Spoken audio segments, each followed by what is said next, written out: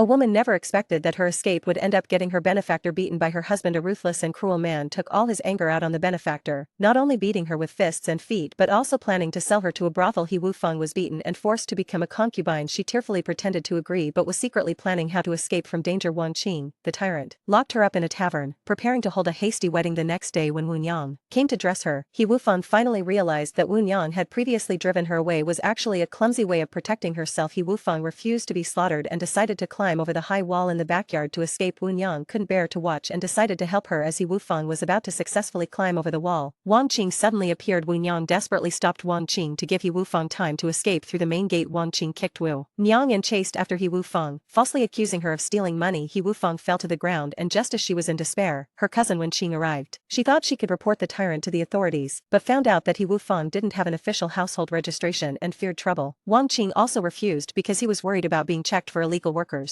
Wu Feng asked Wen Qing to help her get a fake household registration, but Wen Qing was a rule follower, so she left a letter and quietly departed. After that, Wu Feng lived a hard life, always thinking about Wu Yang. One night, the plant called Qiongtian Yulu suddenly bloomed, making her cry with joy as she remembered her late friend Yulu. The next day, Wu Feng heard that Wanguan Hall could handle household registration documents and went there with the Qiongtian Yulu to exchange it. But instead of meeting the head of the house, she encountered a series of strange tricks. However, Wu Feng wasn't easy to fool. She poured a pot of cold tea into the viewing hole and escaped. She was stopped by a familiar voice calling her Wu Feng. Turning around, she saw that the head of Wanguan Hall was Jiang Changyang, the bird and flower messenger. The people who were tricking her were his subordinates. To get the household registration document, Wu Feng had to exchange 20 pots of Qiong Tai Yulu, but she only had one pot and still owed 19. What was even more absurd was that Jiang Changyang brought a Ministry of Revenue official to enjoy himself and stamp the document right there. The name on the obtained household registration was Jiang Xiaohua. Just when she was in a mess, Wu Feng accidentally saw Wang Qing dragging Wu Yang, who was badly injured, to sell her as a dancer. Seeing this, Wu Feng bit her lip and paid 5 strings of coins to get a divorce paper. Download the Daily Short app to watch full episodes for free.